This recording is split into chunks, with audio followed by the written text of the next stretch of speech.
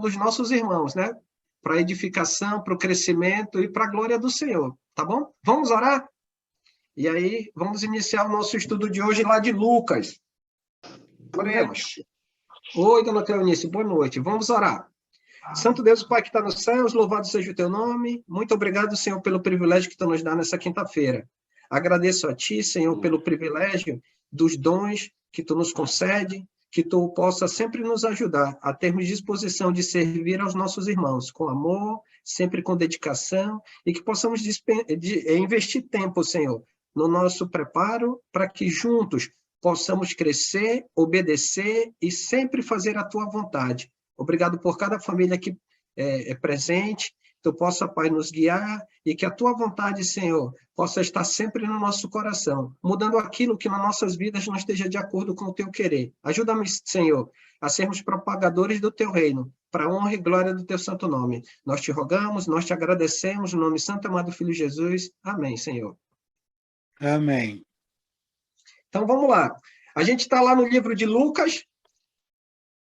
Como o Enio tem trabalhado com a gente, o Lucas, ele passou a integrar, né, o chamado médico amado, como a gente vê lá em Colossenses capítulo 4, versículo 4, ele passa a integrar a equipe missionária lá no capítulo 16, versículo 10, quando a gente vê, né, a mudança do verbo, quando aparece aquela visão para Paulo do homem macedônio, e aí pede para que ele pudesse passar na Macedônia. E aí Paulo, né, de Trode, ele atravessa o mar junto para Filipos, né? Acho que passa em Anfípolis, que é o porto, até a cidade de Filipos. Aí a gente percebe a partir dali que há uma mudança do verbo, né? O verbo eles, o pronome eles, e aí passa para nós. E aí a gente começa a ver, a partir do capítulo 16 de Atos, versículo 10, a integração, né? A entrada de Lucas na equipe junto com Paulo, Silas e Timóteo.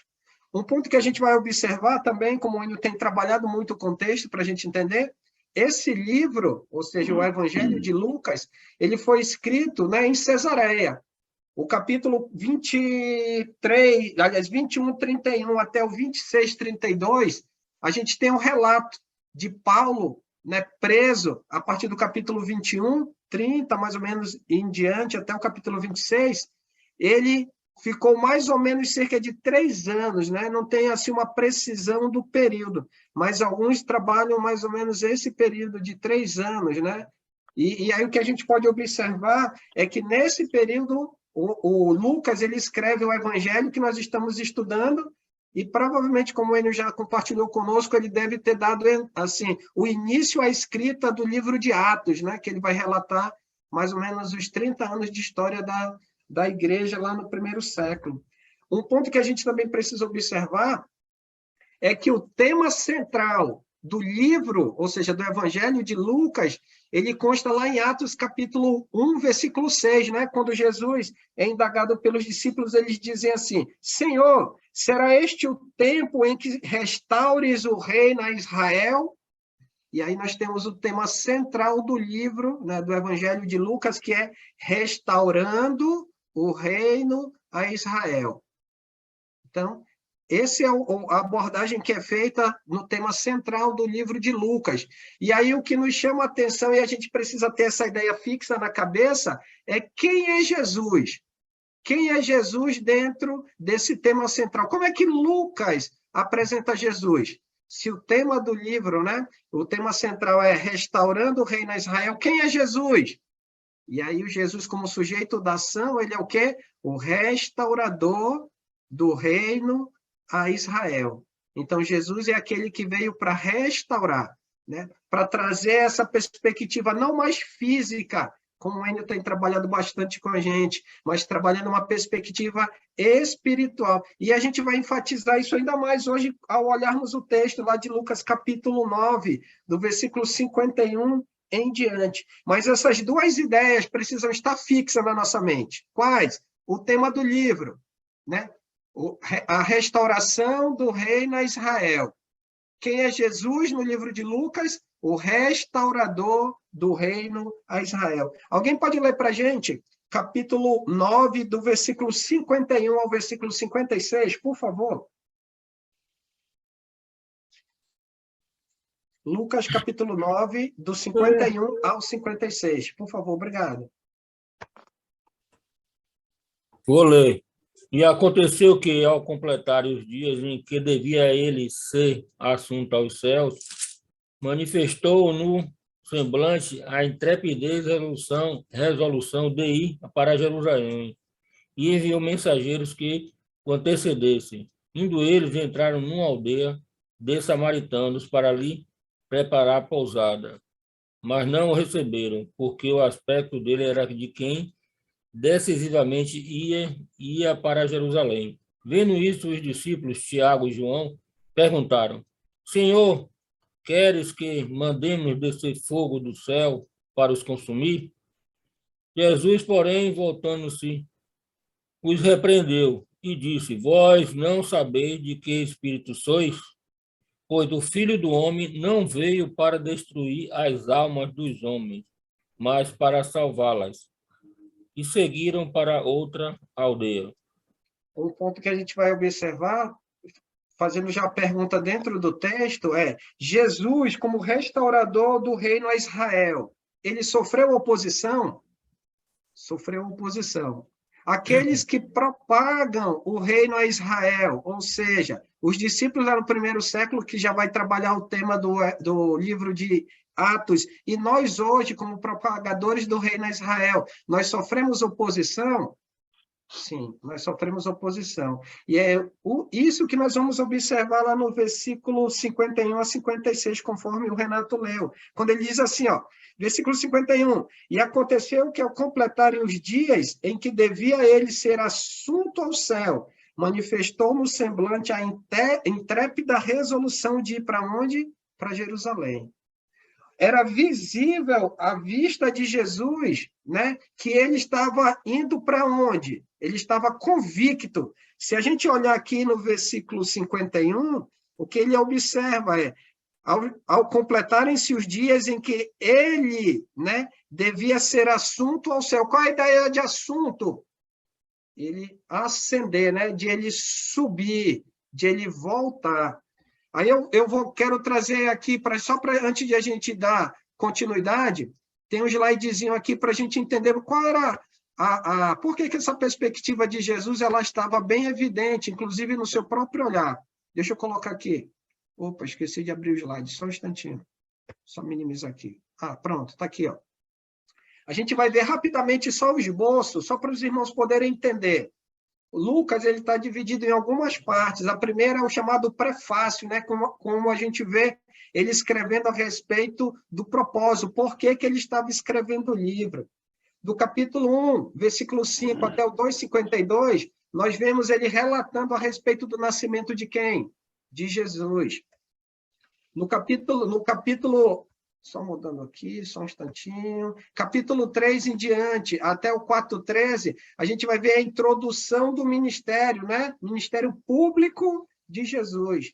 Numa quarta parte, a gente vai ver o ministério galileu. Se você perceber, quando o Enio encerra lá o estudo na semana passada, no versículo 50, ele está encerrando justamente essa parte. Por quê? Nós vamos perceber agora, por meio da leitura do versículo 51, que Jesus ele está com o propósito de se direcionar para onde?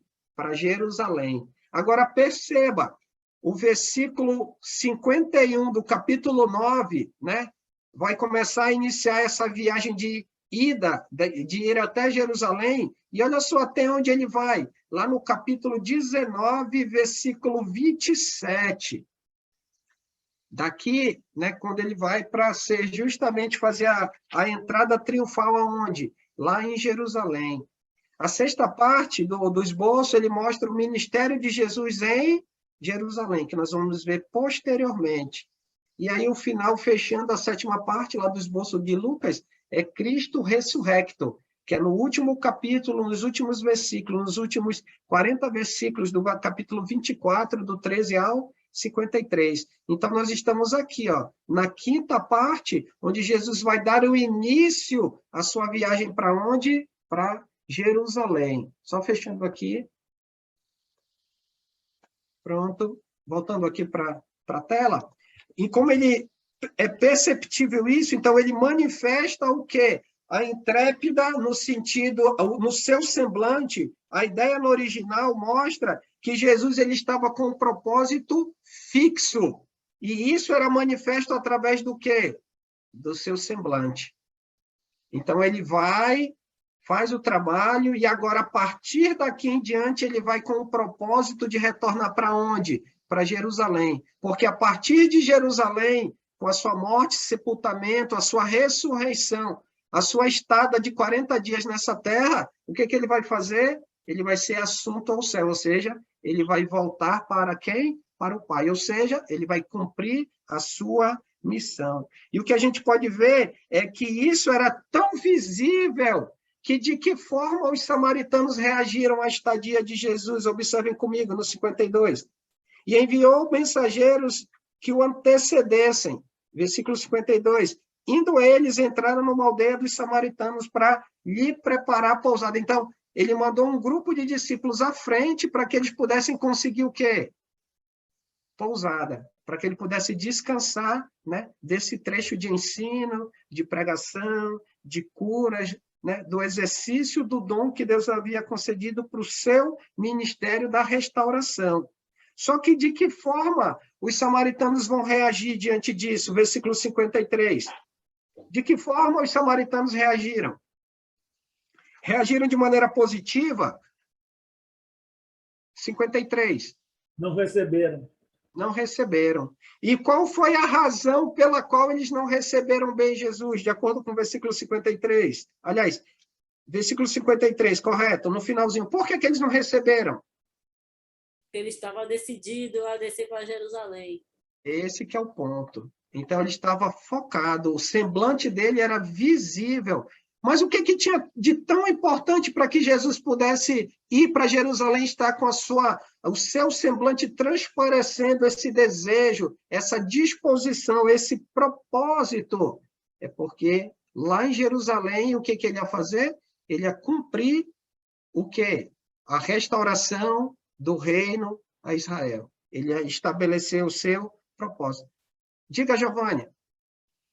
Irmão, eu botei aqui, mas se alguém quiser apontar, porque aqui fala, no que o Renato leu, é a oposição do samaritano à missão de Jesus. Somente o Evangelho de João, que cita no capítulo 4, versículo 1 ao 26, o porquê dessa rusga, quando Jesus tem uma conversa com a samaritana, ela tira umas dúvidas com ele, e ele explica a situação, quem tem a razão no momento ali, entre judeus e samaritanos, mas vai fazer uma profecia que chegou o tempo, já chegou, onde os verdadeiros adoradores não é físico, colocar o físico sim no coração. É só para conhecimento, para lerem mais tarde, depois, João, capítulo 4, versículos 1 a 26, para entender o porquê dessa oposição aos samaritanos, aos judeus. Isso. Mas, como o próprio texto trabalha, como você abordou o contexto de João também, havia, além disso, né? Mas é perceptível no relato de Lucas que, em razão do propósito de aquilo estar claro, eles estavam o quê? Estavam deixando Jesus de lado. Quando eles, mas não receberam, por que 53? Porque o aspecto dele era de quem decisivamente ia para onde? Para Jerusalém. Ele ia para Jerusalém. Aí um ponto importante, daqueles que estão aprendendo com Jesus, né? No caso, Tiago e João. Qual foi a postura deles em relação à resposta ou à oposição por parte dos samaritanos a Jesus? De que forma reagiu? Queriam tocar fogo, né? Tocar fogo. Botar fogo, né? Vindo de onde? Do céu. Eles se achavam que já tinha poder, né, Maurício? Justamente. Interessante que se eles pegassem por iniciativa deles para atacar fogo, ok, eles como homens. Só que eles querem envolver quem nisso? Jesus, né? Deus, né? Vai mandar fogo, Deus, quer né? que a gente peça fogo do céu, né? Vai mandar fogo do céu, verdade. E aí, nesse imbróglio, eles querem envolver quem? Deus. E aí vem um ponto para a gente refletir, né, Lica? Quando ele diz assim, nesse ponto, Senhor, porém, versículo 54, vendo isso, Tiago e João perguntaram, Senhor, queres que mandemos descer fogo do céu? Olha a autoridade deles. E aí um Pois ponto é, para a né? gente refletir dentro do contexto, vendo já após a pergunta, ver a resposta de Jesus, como se comportar diante da oposição, como propagadores do reino a Israel. Como é que é para a gente se comportar? E aí vem a resposta de Jesus no versículo 55. Pode ler para a gente, Giovanni? 55 e 56? Está desligado, Giovanni. Mas Jesus, voltando-se, os repreendeu, dizendo: Vocês não sabem que espécie de espírito vocês são? Pois o Filho do Homem não veio para destruir a vida dos homens, mas para salvá-los. E foram para o outro povoado. Ok, obrigado, mano. E aí eu lanço a pergunta e a gente olha para a resposta de Jesus no versículo 55 e 56, como se comportar, né, diante da oposição àqueles que propagam o reino restaurado, trazido por Jesus. Como é que devem se comportar? De acordo com a resposta de Jesus, no versículo 55 e 56. Gostaria de ouvir os irmãos. Como é que é para se comportar? Igual Tiago e João? Não, como os Não, restauradores também, né? como restauradores. E esses propagadores do reino Israel, eles precisam se comportar com o objetivo de quê? De destruir ou de salvar? Salvar.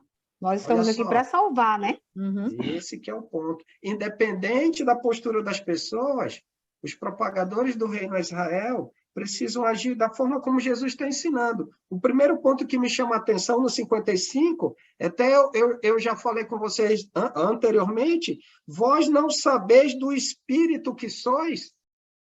Quando ele diz assim, olha, Senhor, tu queres que a gente mande do céu descer fogo. Olha, eles estão dizendo que eles têm autoridade aonde?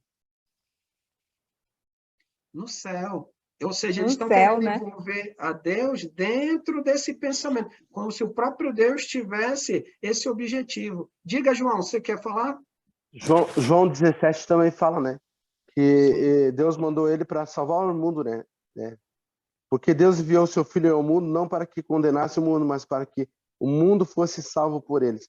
Se ele nos mandou para seguir salvando almas, então nós temos que ter critérios sobre isso, né?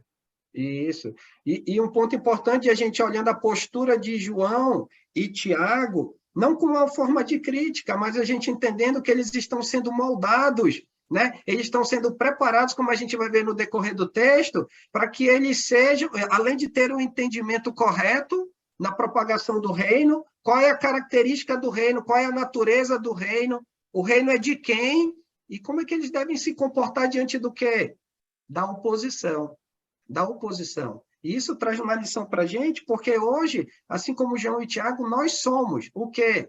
Propagadores do reino restaurado, que foi estabelecido por quem? Por Jesus. Então, isso mostra que precisamos colocar em prática o Espírito que Deus nos concedeu, por meio do quê? Por meio do batismo, que é o Espírito que procede de onde? Do Pai, do céu. Mas para destruição? Não, para salvar. Olha o que diz o versículo 56. Pois o Filho do Homem não veio para destruir as almas dos homens. Ele não veio para destruir. Se a gente parar para ver no contexto de divindades humanas, criadas por homens, as divindades, quando os homens rogam, eles rogam para que ela derrame o quê? Pragas, morte, vingança, sangue. Só que no reino restaurado, não é conforme o pensamento humano. É de acordo com a vontade de Deus. Então, Deus, por meio de Jesus, ele veio mudar essa perspectiva através do quê? Do estabelecimento do reino de Deus. Para que o homem tenha uma postura diferente. Então, pois o Filho do Homem não veio para destruir as almas, mas para salvá-las.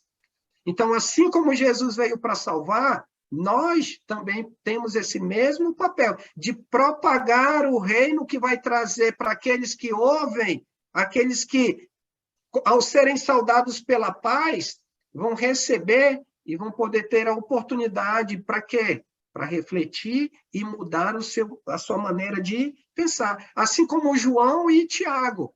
Tiago morreu logo no início do livro de Atos, no momento que ele estava propagando. E João, antes conhecido como Boanerges, filho do trovão, lá nas suas cartinhas e no final da sua vida, ele foi conhecido como apóstolo do quê? O apóstolo de quê? O apóstolo do amor, por causa das suas cartas, né? Como ele escreveu a primeira, a segunda carta. Então, ele foi moldado pelo Espírito que procedia do Senhor? Sim. Ele passou a ser um propagador? Sim.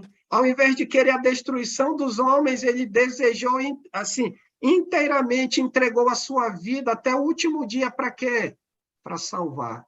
Então, a gente pode ver que o reino restaurado por Jesus é um reino poderoso. Mas, para isso, nós precisamos o quê? Abrir mão do nosso pensar, abrir mão da nossa natureza e fazermos unicamente com aquilo que Deus estabelece por meio da sua vontade. Antes de a gente passar para o outro ponto, alguém tem algum comentário aqui nessa parte? Para a gente passar para o versículo 57? Não, Alessandro, posso... Pode falar, mano. Eu gosto muito, já venho estudando há muito tempo.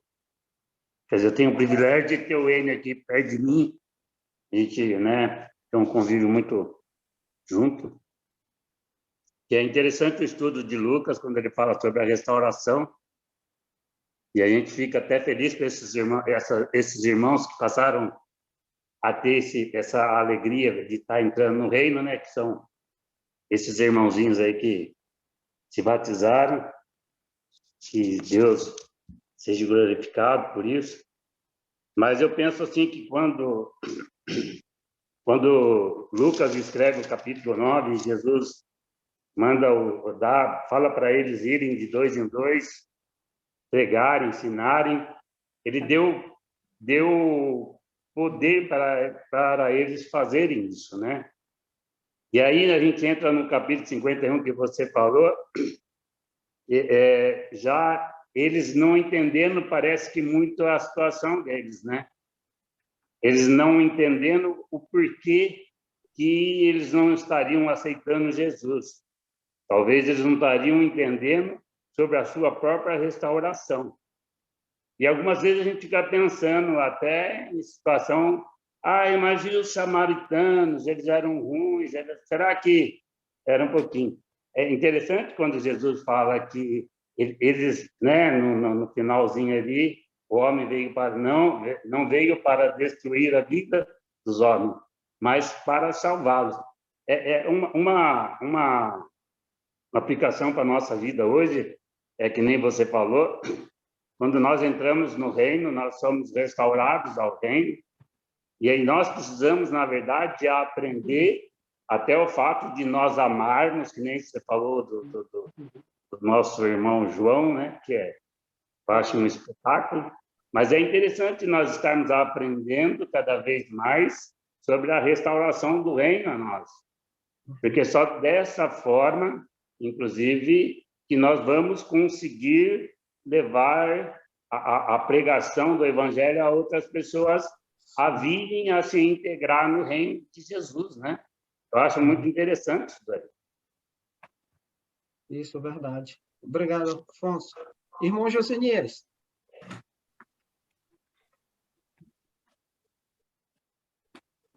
Estou lembrando de Pedro também, quando foram prender Jesus, aí Pedro não pediu que descesse fogo do céu, mas ele arrastou uma espada e arrancou a orelha de um soldado do inimigo lá, né, que queria prender Jesus. E, então, houve a necessidade de Jesus também, mais uma vez, repreender a Pedro. Isso nos ensina que nós também temos que quando vê um irmão cometer um erro, Jesus está nos ensinando, né? E a gente também tem que... Eu me lembro de uma vez que um irmão falou, não sei se foi um palavrão, alguma coisa, e vários irmãos viram numa reunião de estudo bíblico na casa desse irmão. Aí esse irmão cometeu um erro assim na vista de todo mundo. Eu não me lembro o que foi, porque tem muito tempo. Aí depois eu vi um irmão que, bem no cantinho assim, chamou ele e corrigiu ele daquela coisa que ele tinha feito. Não me lembro, porque tem muito tempo. Aí eu me lembro do irmão lembrando do que ele tinha feito e falando com ele que não seria bom fazer aquela coisa que ele fez que não era certo. Aí agora eu estou vendo a mesma coisa de Jesus corrigindo os discípulos, né? Os apóstolos. Aí eu me lembrei de Pedro e desse caso que aconteceu uma vez. Às vezes a gente vê as coisas assim e não... Uma vez também aconteceu, há muito tempo atrás, eu era novo, e um irmão dentro de um mercado, ele abriu, a gente almoçamos, aí não tinha palito no restaurante do mercado. Aí ele foi no corredor onde tinha palito e abriu um saquinho de palito para cutucar o dente, tirar a sujeira dos dentes. E eu vi aquilo, eu era novo, convertido, inclusive foi ele que tinha me batizado, ajudado a me batizar, e eu não disse nada. Eu errei porque eu não disse nada, também eu não tinha experiência. Aí depois eu vim aprendendo com os outros irmãos fazendo isso, né? E Jesus aí está também nos alertando para que quando nosso irmão errar, a gente também corrigi-lo. Só isso. Valeu, obrigado. Ok, obrigado, mano. Se nós formos aplicar o versículo 56, Jesus sendo restaurador do reino de Israel, como é que ficaria a forma como Jesus se expressou em relação à missão do Filho do Homem?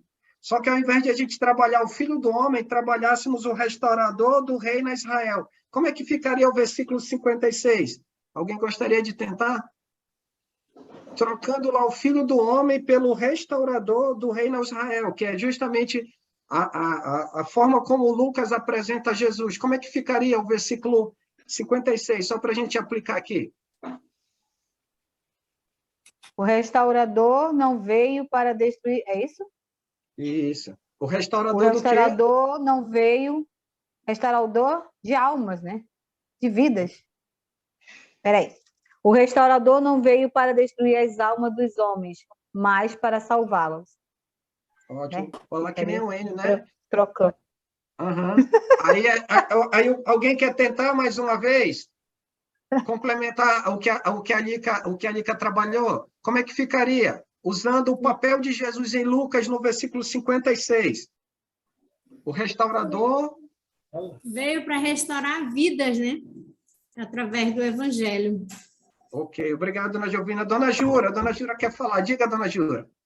Eu entendo assim, irmão, que, de acordo com essa passagem, à medida que nós somos restaurados pelo Senhor, nós também vamos nos esforçar, buscar, ajudar os irmãos a serem restaurados.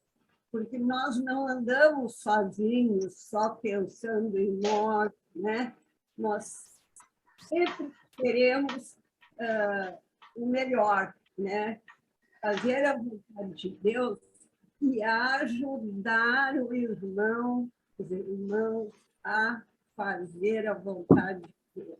Então, essa restauração, ela é permanente, né? Ela é constante, é uma busca, né? E buscar também os que estão fora do reino, para que eles também sejam restaurados por Jesus. É isso que eu... Obrigado, dona Jura. Oi, Dani, pode falar. Daniela. O restaurador veio para salvar e não para destruir. Uhum. Então, vamos lá. Lembrando lá que, como eu trabalhei o tema no início... Sandro, mais alguém? Sandro, a gente precisa ter o primeiro entendimento que Jesus é o restaurador, né? Certo. Então, se ele é o restaurador, nós estamos aqui para dar bons frutos para Deus, através dessa restauração. Sim. E aí, a gente usando o tema do papel de Jesus no livro de Lucas, como é que ficaria? o restaurador do reino é Israel, né? Não veio para destruir a alma dos homens, mas ele veio para quê? Para salvar. Não é para mandar fogo do céu, mas é para salvar. E aí que está o ponto importante, né? A gente, olhando o contexto do livro, e aí olhando para o versículo e aplicando, fica muito claro, né? Jesus não sendo aquele que veio para destruir, mas ele veio aquele para salvar. E como foi bem colocado pelo irmão Josenias, nós, como igreja, como propagadores do reino, nós estamos aqui para restaurar quem? Uns aos outros, por meio da propagação do reino, as características que o reino precisa ter, e nós estarmos adequados não ao que a gente pensa, mas aquilo que o reino de Deus, né, estabelecido por Jesus, propaga, estabelece, ensina, ok? Vamos para o 57 até o 62. Alguém pode ler para a gente, um outro voluntário, por favor? Posso ler? Posso? Opa. Pode ler, Sérgio. Lê, Paulo César. Pode ler, Paulo. Quer ler? Tá dando para ouvir bem aí? Tá tranquilo. Dá para ouvir, ler, Paulo. Paulinho. Tá joia. Vamos lá então, irmão. Vou ler na NVI, tá? Quando andavam pelo caminho, um homem lhe disse: eu te seguirei por onde queres que fores. Jesus respondeu: as raposas têm suas tocas e as aves do céu têm seus ninhos, mas o Filho do Homem não tem aonde repousar a cabeça. A outro disse: siga-me. Mas o homem respondeu: Senhor, deixa-me ir primeiro sepultar meu pai. Jesus lhe disse: deixe que os mortos sepultem os seus próprios mortos. Você, porém, vá e proclame o reino de Deus. Ainda outro disse: vou seguir-te, Senhor, mas deixa-me primeiro voltar e despedir da minha família. Jesus respondeu: ninguém que põe a mão no arado e olha para trás é apto para o reino de Deus.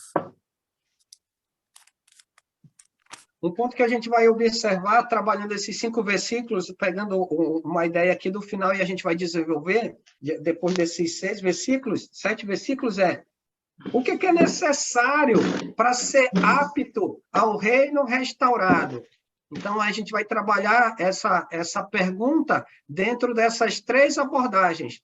2 abordagens de 2 pessoas que chegaram para Jesus e se dispuseram e obedecer, mas colocaram concessões, e uma, Jesus lançando o convite para que alguém pudesse segui-lo, e também a concessão que essa pessoa colocou diante de Jesus.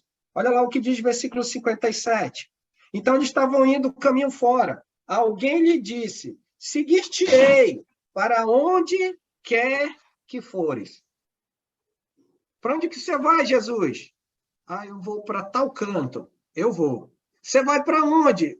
Jesus, olha, eu vou para Manaus. Não, Jesus, eu não tenho medo de calor, não. 4 horas da manhã o pessoal está suando aí, né? É para lá que eu vou. Só que o importante é ele mostrando essa disposição. Agora, leia, né? Leia para você o versículo 58. E aí a gente reflete.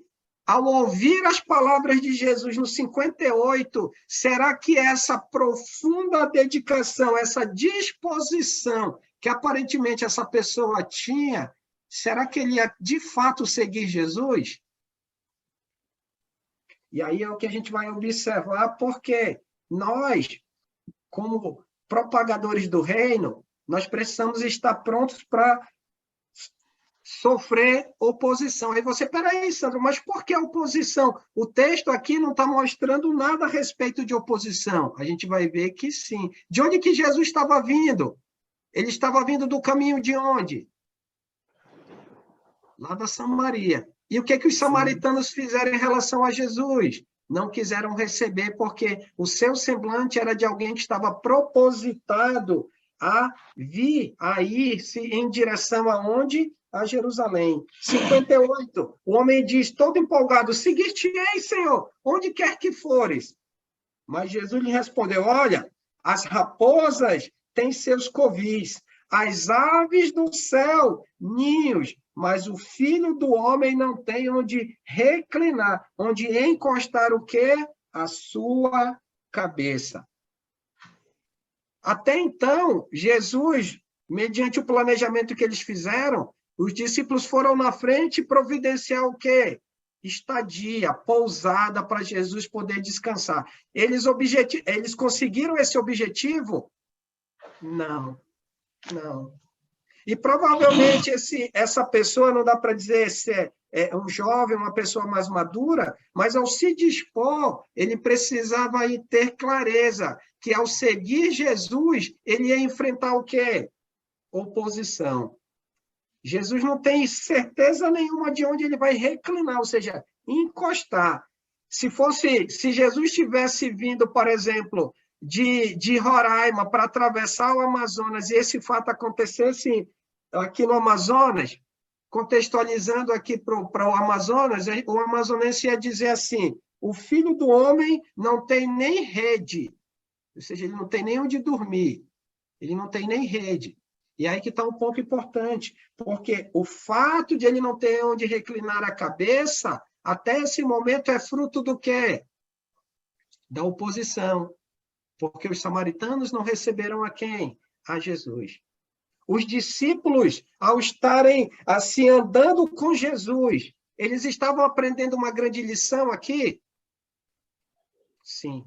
Eles estavam sendo preparados. Por quê? Porque Jesus, ao subir aos céus, quem ia continuar propagando o reino a Israel, a restauração do reino a Israel? João, Pedro, Tiago, Judas, Simão, Bartolomeu, Mateus e assim sucessivamente. Então, eles precisavam estar preparados para isso. Essa pessoa que chega para Jesus e diz, olha, seguir-te aí não importa para onde, eu vou. Jesus ele deixa muito claro que ao segui-lo, ele vai enfrentar dificuldades, que ao segui-lo, vai ter problemas. As pessoas, muitas vezes, vão rejeitá-lo. Então, ele precisava estar pronto para o quê? Para isso. Diga, Giovanni. Depois o irmão João. Diga, Giovanni. Só para ajudar, nos dias de hoje, eu trago, porque a NVI traz esse texto que nós lemos, o quão é difícil seguir Jesus. Em Lucas 9, 23, Jesus falou a respeito também disso. Jesus dizia a todos, se alguém quiser acompanhar-me, negue-se a si mesmo, tome diariamente a cruz e siga-me. Não é fácil negar-se a si mesmo. E Mateus 6,33, Jesus também fala, buscai, pois, em primeiro lugar o reino e sua justiça. Aqui ele está dizendo, nós acabamos de ler, que as pessoas queriam primeiro sepultar o pai, ou se despedir da família. Não que Jesus não quer que a gente faça isso, mas ele quer a primazia, que a gente busque, que a gente se negue a si mesmo.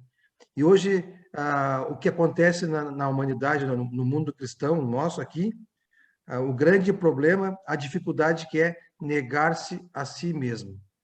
Nós nos envolvemos com problemas pessoais, todos diversos, não confiamos em Deus, tentamos resolver sozinho e fizemos não só problemas, como também entretenimentos e prazeres do mundo.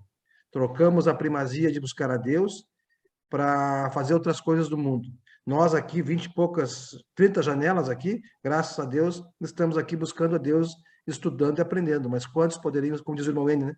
Quantos poderiam estar aqui hoje estudando e que talvez não estejam buscando a Deus? Então, é o negar-se a si mesmo, a dificuldade. Não é fácil seguir Jesus, mas graças a Deus ele nos deu um Espírito Santo que nos ajuda. Temos que deixar o Espírito Santo trabalhar. Obrigado, Giovanni. Irmão João.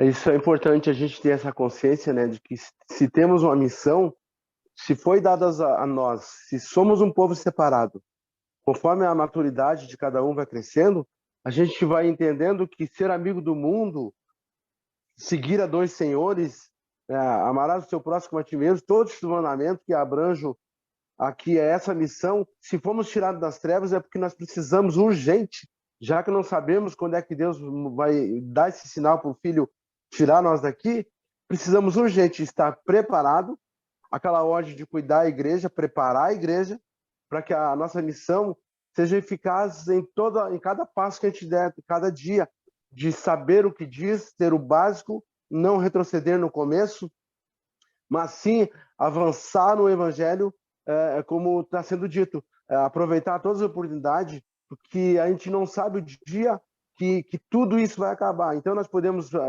perder por falta de um bom testemunho, de começar a perder almas dentro de casa, nos nossos vizinhos, né, no nosso emprego, e a maturidade, o interesse de cada um é que vai dar esse êxito aí, e a igreja está cada vez mais poderosa, né, com essa mensagem. Obrigado, irmão João. Paulo? Irmão, é interessante que aqui, né, nesse texto, nesse primeiro aqui, no 57, em Mateus 8, ali menciona quem faz essa questão. Foi um mestre da lei, né?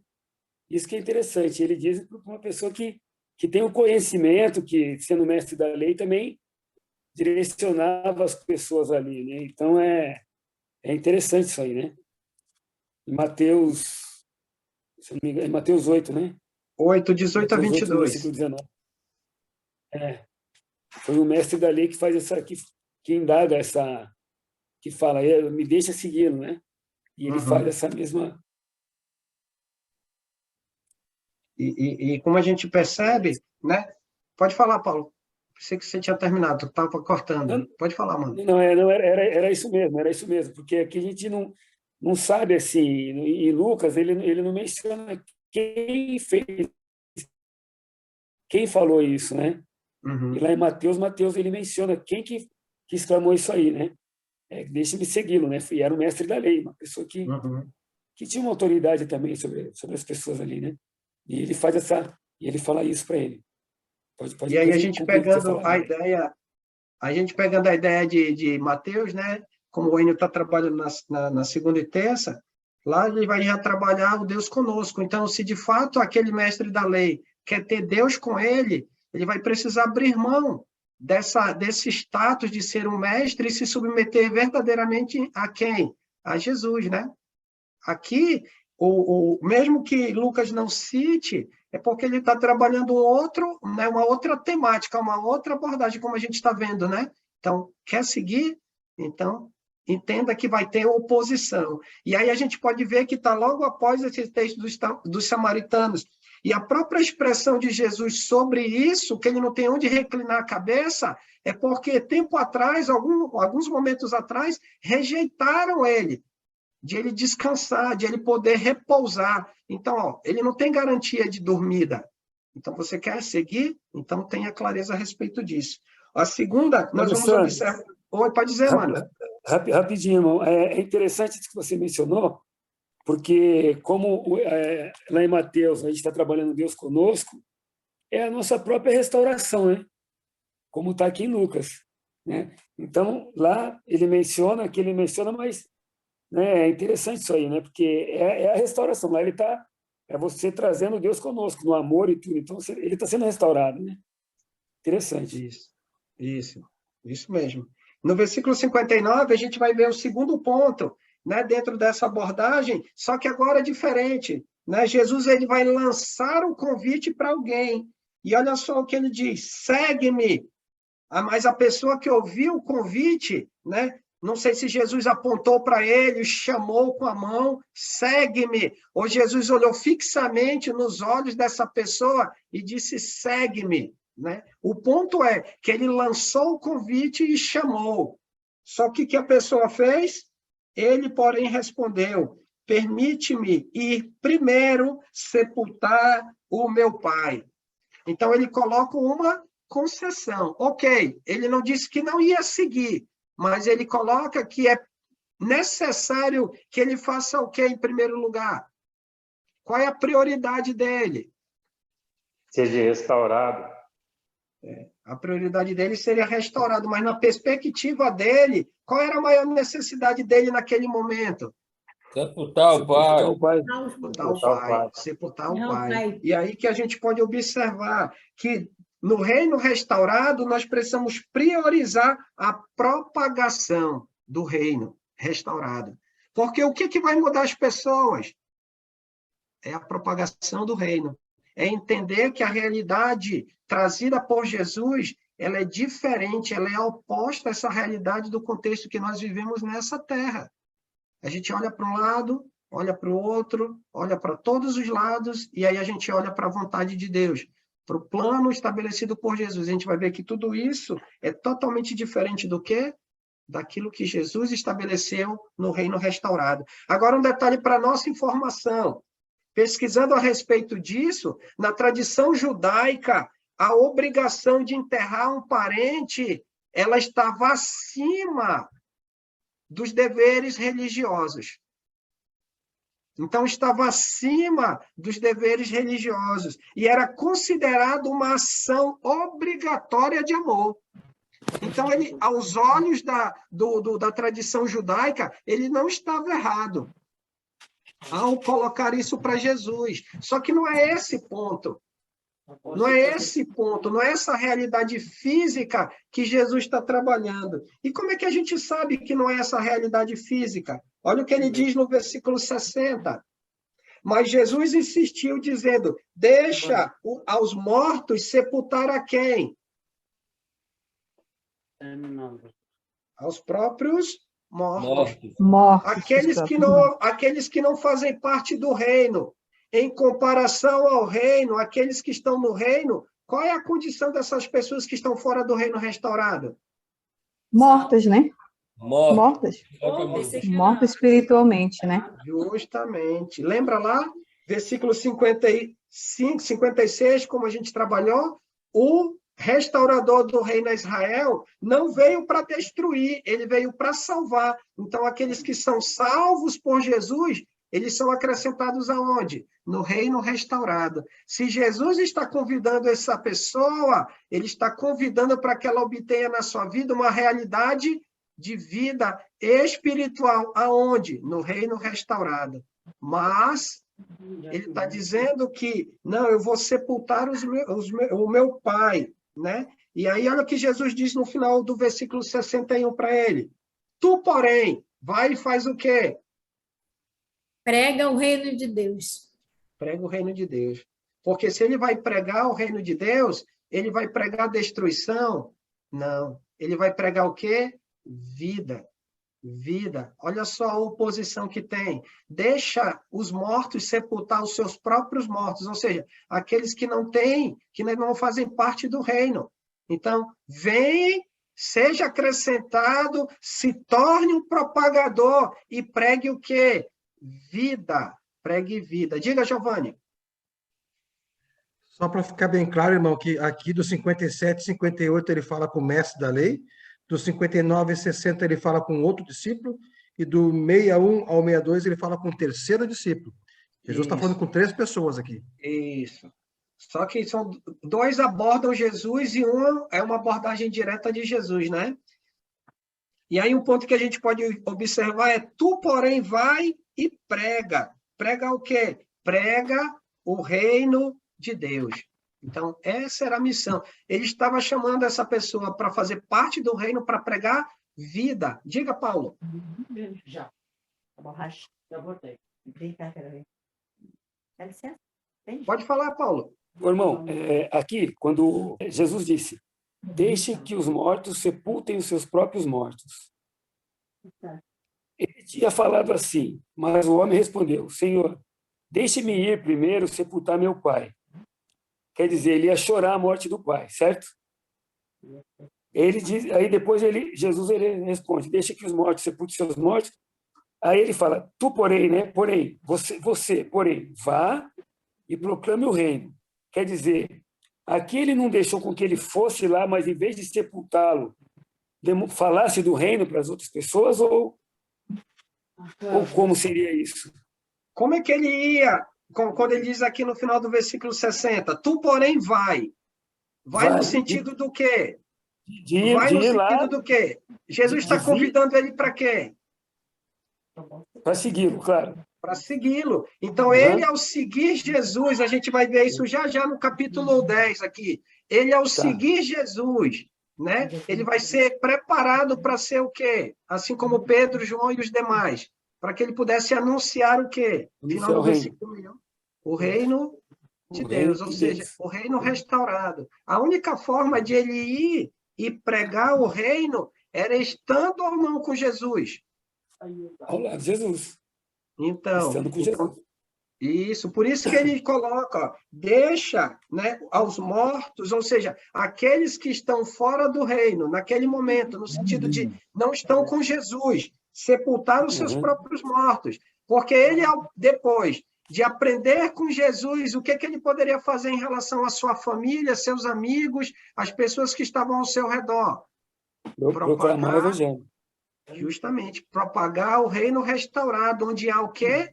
Vida. Ele ia poder transformar a vida dessas pessoas. A prioridade, no caso aí, é o reino, né? É anunciar o reino. Isso. Deu para ficar claro, Paulo? Não, deu para ficar claro, claro. É porque aqui, que nem o Giovanni até mencionou lá em Mateus, esse segundo que Jesus falou para ele já era um discípulo, né? Porque lá está dizendo que era outro discípulo, lá em Mateus. Aqui fala, outro disse. Quer dizer, ele já era um discípulo de Jesus, certo? Certo. Aqui no contexto, ele não vai abordar a questão do discípulo, mas ele está sendo convidado para ser um discípulo de Jesus. Para ele poder seguir e anunciar. O ponto é que ele vai fazer a abordagem, no caso de Jesus, mostrando que a prioridade naquele momento é ele ser o quê? Estar com ele, o propagador do reino, ou seja, ele poder se preparar para poder anunciar o quê? Vida. O reino. O capítulo 10, versículo 1, responde à pergunta do Paulo. Aqui ele está preparando os discípulos para o caminho. Ele falou isso. E mais adiante ele vai preparar os outros 70 e poucos. Isso. Tranquilo então, Paulo? Tranquilo. Irmã Maria Helena, boa noite. Boa noite, irmão. Me parece que aqui a ideia principal é assim: um quer fazer isso, outro quer fazer aquilo, outro quer fazer aquele outro. Então, cada um tem a sua prioridade. E o que Jesus está dizendo é assim: quem tem o que fazer, que fique morto com as suas atividades. Quem quiser me seguir, me siga. Então, é mais ou menos isso. Não importa se é discípulo, se é isso, se é aquilo. Importa que você não vai ter tempo para seguir Jesus. Você não quer restaurar, você não quer ser servo, você não quer fazer o que a palavra está pedindo. Aqui são duas situações, mas você pode pôr qualquer outra. Eu preciso estudar, eu preciso fazer isso, preciso fazer aquilo. Eu só não posso me dedicar ao reino.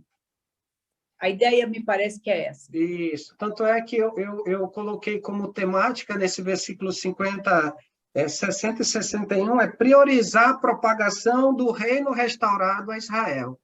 Então, esse é o objetivo. Como é que a gente vai propagar o evangelho se a gente não vive em comunhão com aqueles que já foram salvos, que já estão salvos nessa propagação? Como é que a gente vai poder levar uma palavra de transformação se a gente não vive essa palavra transformada, né? Se ela não tem nos outras muda, coisas para fazer na frente. Porque então, quer dizer, se Lucas não detalhou que foi fulano, que foi Beltrano, que foi ciclano, não importa quem tenha sido. Importa que a pessoa não tinha disposição de fazer aquilo.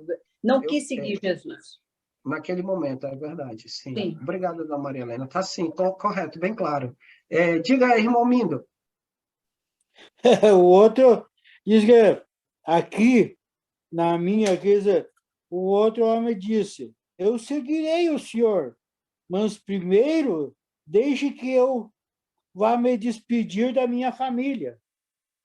Então, já, né, ele seguiu Jesus, né, ele já queria...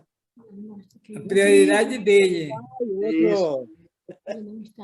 Ele coloca o termo primeiro, né? Como a irmã Maria Helena colocou. Se ele dissesse, olha, Senhor, deixa sepultar o meu pai. Ok, mas ele disse o quê? Primeiro, prioridade. Então, por isso que eu abordei aquele tema, priorizar o reino restaurado, a propagação do reino restaurado. Obrigado, então, mostre que essa pessoa não é restaurada. Se uma pessoa responde dessa maneira, até mesmo hoje, não quer servir o reino, ela não é restaurada. Então, é que Jesus convidou ele para isso, né, dona Giovina? Ele convidou porque ele sabia que a condição dele não era essa. Diga, Daniela. Na questão que ele fala, né, o primeiro que pede primeiro para ele sepultar o pai, eu até concordo, deixa os mortos com os mortos, mas Os que ainda não estão em vida, eu acredito que ele não considere essas pessoas como mortas, e sim, há tempo para, no caso, nos dias de hoje, há tempo para o arrependimento. Porque em algum momento, acho que um de nós aqui também não aceitou, e hoje em dia somos, né? Então, eu acredito que ele espera a salvação de muitos, até porque ele tarda a vinda dele. Não vejo nessa questão de nenhum momento uma pessoa diga que eu não vou te seguir, já seja considerado como morto. Eu não acredito. Não, mas a gente precisa só entender o contexto que Jesus está falando, o contexto daquela pessoa naquele momento. Vamos lá citar como exemplo, antes de eu passar a palavra para o Renato e a Geisa. Quando a gente abre lá em Atos capítulo 8, a gente vê lá a propagação do evangelho que foi feita na Samaria. Esses que propagaram o evangelho lá na Samaria, né? Filipe estava lá, depois foi Pedro e João, né? Esses mesmos que viram a postura dos samaritanos, após o reino estabelecido, eles, como propagadores do reino, eles foram aonde? Em Samaria, para fazer o quê? A propagação do reino a Israel. Não é que Jesus está condenando, ou nós podemos condenar, não. O ponto é que, nessa condição, recusando o convite de Jesus, ele não vai poder ser restaurado para restaurar. Eu e você, como discípulos de Jesus, fomos acrescentados ao reino, ou seja, restaurados, para levarmos o quê para a vida das pessoas? Vida, né? Como ele trabalha lá no versículo 56. O Filho do Homem, o restaurador do reino a Israel, não veio a esse mundo para destruir as almas dos homens, mas para salvá-las. E aí que está o ponto. A gente, como propagador, precisa levar vida aos homens que não têm essa vida em termos espirituais. Não é uma questão de condenação, é uma mudança de realidade espiritual. Isso. É isso que Jesus está querendo. Eu falo que quando a irmã colocou assim, vem para Jesus, naquele momento ali, já são considerados mortos. Mas se ele considerasse assim, ele até concordaria, né, que descesse fogo do céu e consumisse quem negou ele. E ele não, ele veio para restaurar, para salvar, enquanto a vida, a esperança. Isso, com certeza. Aí ele vai trabalhar a condição das pessoas naquela situação. Tipo assim, os pais dele não tinham o conhecimento a respeito, mas ele está sendo convidado a ter essa oportunidade. Ele, ao colocar outras coisas como prioridade, ele está abrindo mão de poder ter a sua vida restaurada por Jesus, para que no futuro ele possa o quê? Restaurar outras pessoas. Essa é a ideia que ele está trabalhando. Tranquilo? Renato? Ô, Geisa. Boa noite, irmãos. É porque, né, como eu aprendi, que a palavra, ela, quando ela vem no original, ela não vinha, né, com separações. Mas aqui na minha tem assim dizendo, Jesus põe à prova os que queriam segui-lo. Então, o primeiro, Jesus, né, quis mostrar a ele, olha, eu não tenho onde botar a cabeça. O segundo, ele disse, você vá, deixe os mortos sepultar o seu morto, mas aproveite a oportunidade também e pregue o reino. E ao terceiro, ele disse, né, que o Senhor ainda vai chegar, mas eu vou me adiantar aqui. Pode dar um spoiler, pode dar um spoiler.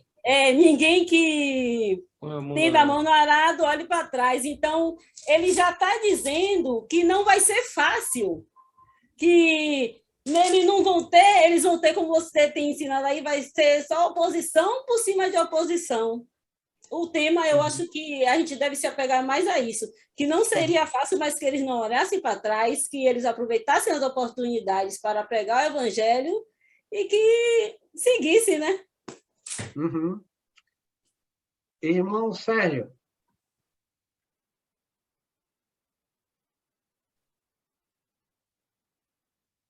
Vou tentar colaborar com um pouco que eu sei. Essa parte de sepultar os mortos, tem a parte espiritual, mas também tem a parte física. A parte física é que um judeu ele não ia lá, como nós fizemos aqui, hoje morreu, depois já botava lá, deixava aquele dia lá, e no outro dia levava... Tá. O judeu ficava 30 dias, ele ficava 30 dias, tá? aquela ali. Por isso que Jesus disse, não, deixa lá, tem outros lá que podem sepultar ele, né? Porque ele tem 30 dias que eles ficavam naquele. Aquilo ali praticamente era fazia um tipo de uma festa, de um negócio ali, que eles ficavam 30 dias, entende? Depois ela lamentava toda aquela perda, e depois é que ele voltaria, mas é 30 dias para Jesus, é um século, né? Uhum. Só para... Tranquilo. Obrigado, irmão. Por isso que depois da leitura, eu coloquei o seguinte, a seguinte pergunta, que é o que vai trabalhar essas 3 abordagens. O que é necessário para ser apto ao reino restaurado? O que é necessário para ser apto? E aí a gente vai ver o terceiro, no 61 e 62, quando ele diz, olha, outro lhe disse, seguir-te-ei, Senhor, mas deixa-me primeiro despedir-me dos meus pais. E aí vem um ponto bem interessante, porque a palavra despedir-me, ela não vai trabalhar só tchau, pai, tchau, mãe, só bênção meu pai, só bênção minha mãe, eu vou ali com um homem que eu ouvi as palavras, ele está determinado para ir para Jerusalém, eu vou com ele, não. O despedir-me aqui, ele vai estar atrás da ideia de pedir permissão, de ter a permissão do pai, dos pais, aqui ele trabalha, né? Dos pais, para justamente dos de casa, para que ele possa ir com Jesus. Agora, pensem comigo, será que uma mãe deixaria, sabendo que essa pessoa não tem nem onde reclinar a cabeça, que ele está indo para uma distância considerável para Jerusalém? Será que esse pai deixaria? E aí eu pego esse pensamento e trabalho lá com os samaritanos, porque os samaritanos recusaram a hospedagem por Jesus, né? Porque ele estava finto no sentido de ir para Jerusalém, resoluto. E eles negaram a hospedagem sem entender o porquê disso.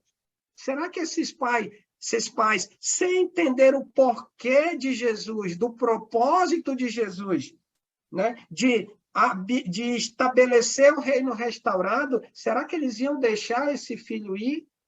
Com certeza não. Uma mãe aqui, né, em sã consciência, de maneira natural, se colocando no lugar da mãe, do pai desse rapaz, não deixaria.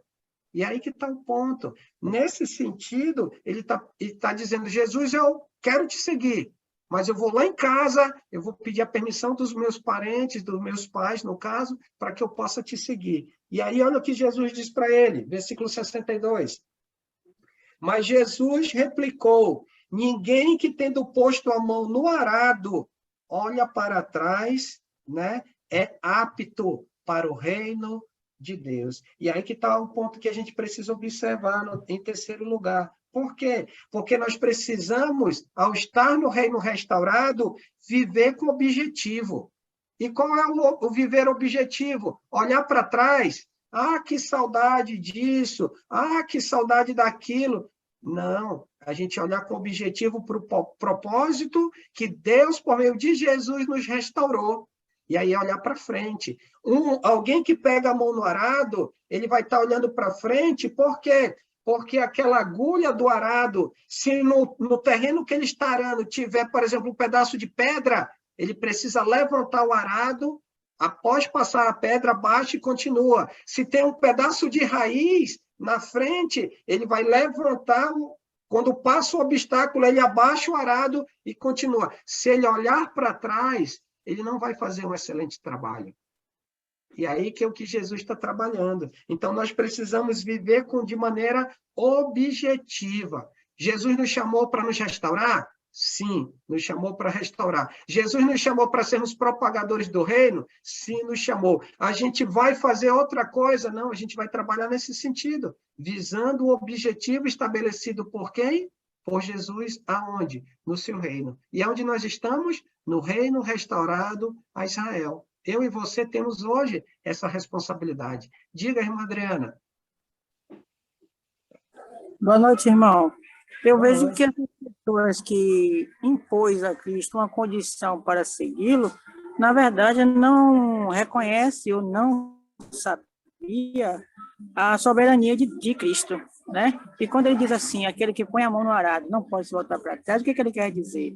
Quando você decidir me seguir, entenda que eu tenho que vir em primeiro lugar. Ele tem que... Isso, pode falar, irmã, desculpe. Ok? Diga, irmão João. Já falei. Ok, obrigado, irmã. A gente analisando lá desde os 51, aquele sentimento que Jesus sai dali, né, indo para outra aldeia, a gente vai ter esse sentimento aqui nesse mundo, nessa era, né?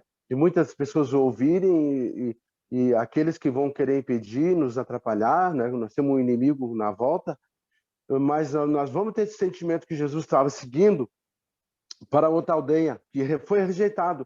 Que todos aqueles que rejeitam a palavra de Deus já têm a sua sentença, né? Não querem, né, ouvir.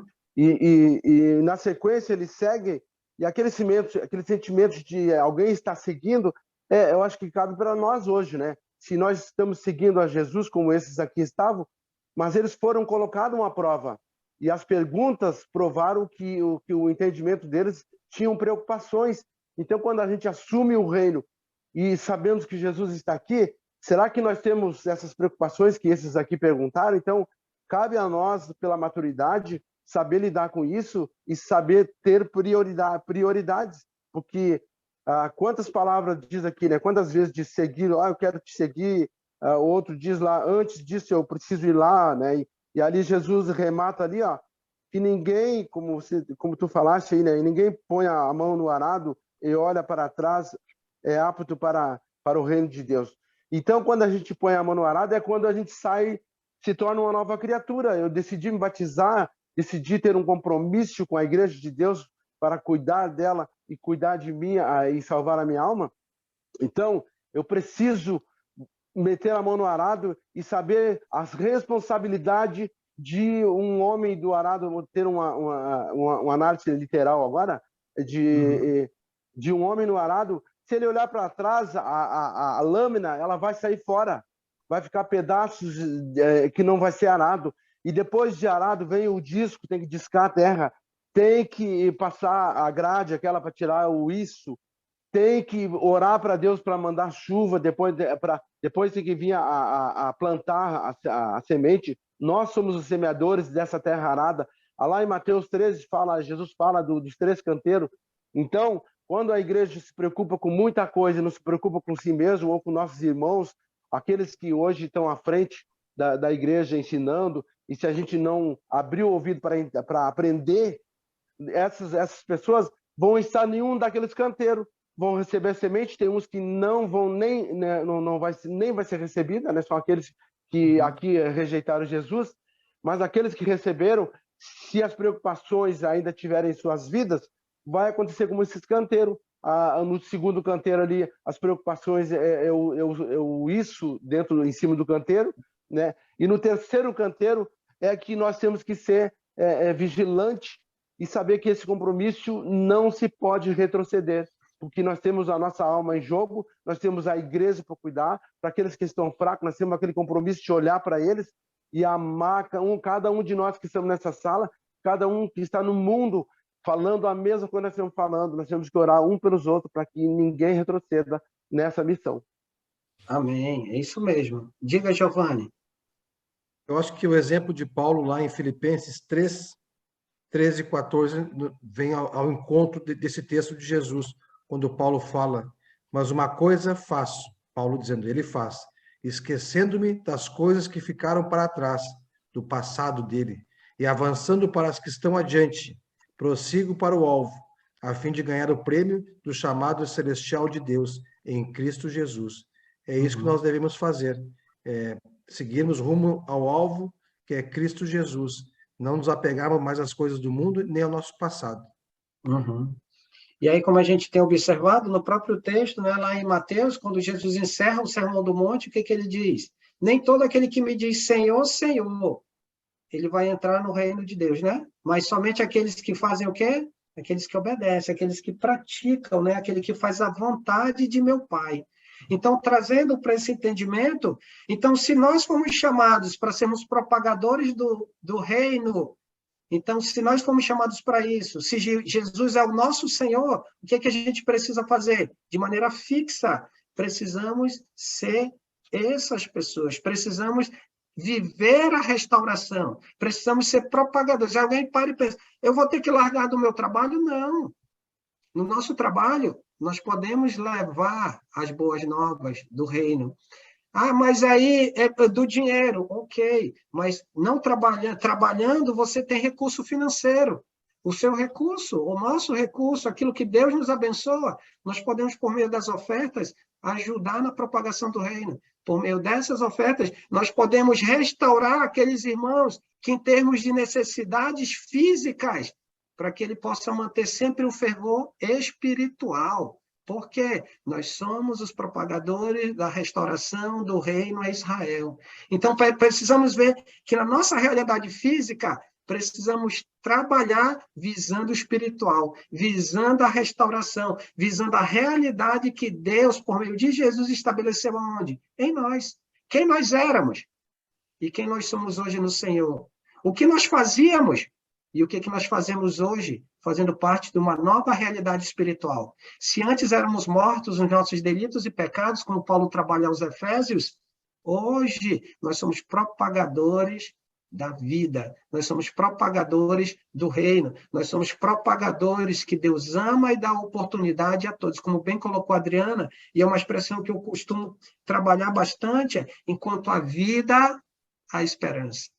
Então, nós não podemos desistir, nós não podemos sucumbir às oposições, não podemos sucumbir às dificuldades, nós não podemos deixar, né, muitas vezes, o medo. Né, o medo. Eu hoje, por exemplo, quando a gente conversando, eu estava me programando lá para a próxima semana, aí o Giovanni disse, não, mano, o do irmão Randall é na outra quinta.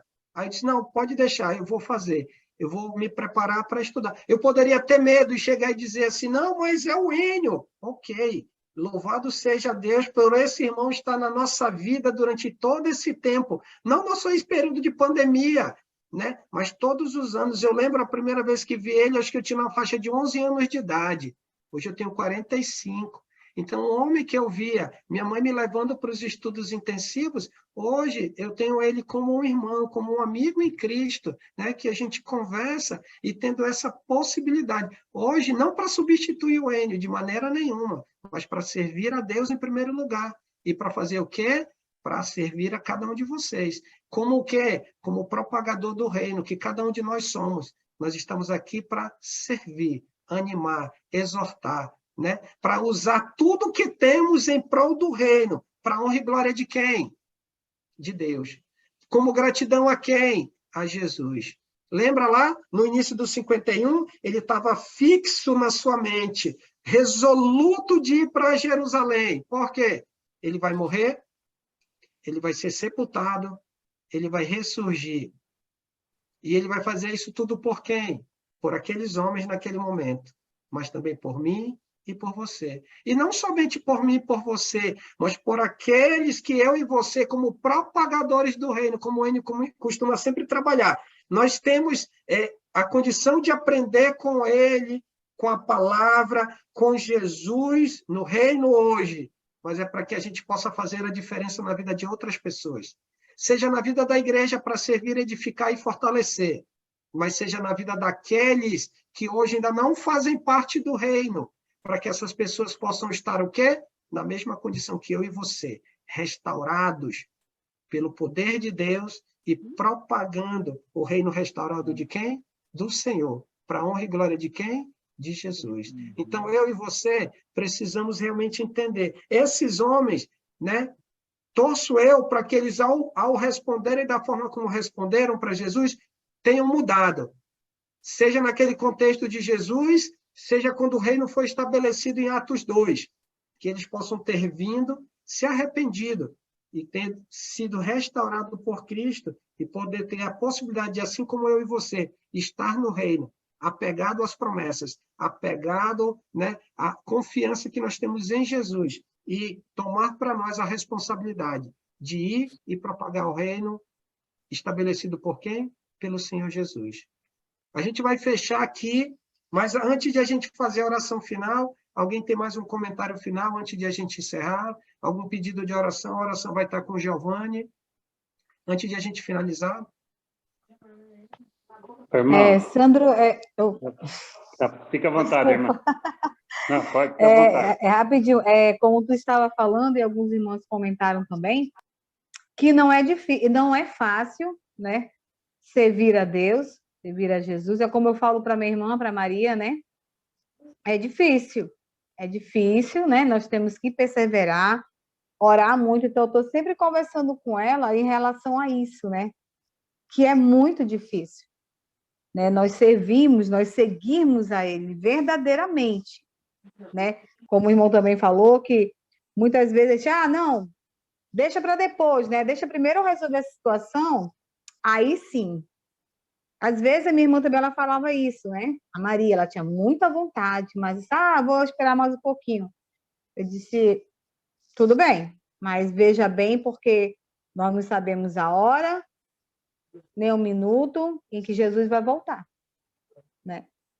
E aí, graças a Deus, ela tomou essa decisão. Então, não é fácil, nós temos que estar sempre buscando, né? Buscando a Deus, né? Aprender mais da sua palavra e ser um propagador, né? Um restaurador. Né? Amém. Diga, Natan. Desculpa, segura aí, Natan. Afonso, pode falar, Afonso, desculpa. Sem problema. Bom, primeiro eu quero parabenizar pela aula, muito boa, edificante para todos nós irmãos, acredito, creio, tenho certeza disso. Mas é interessante quando o Lucas escreve o livro dele, ele escreve minuciosamente ao nosso... Esse Covid me atrapalha, ao Teófilo, né?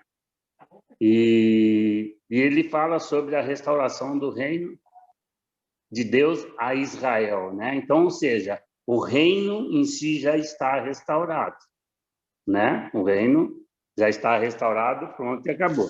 Agora, nós que aceitamos a entrar neste reino já restaurado, nós não podemos pensar que só por nós estarmos no reino, nós já somos restaurados. Claro, nós estamos num processo de restauração onde nós estamos aprendendo todos os dias. Inclusive, Paulo escreve aos Colossenses, olha, não precisa só conhecer, vocês têm que ter o pleno conhecimento em toda a sabedoria de Deus, ou seja, transbordar de pleno conhecimento em toda a sabedoria.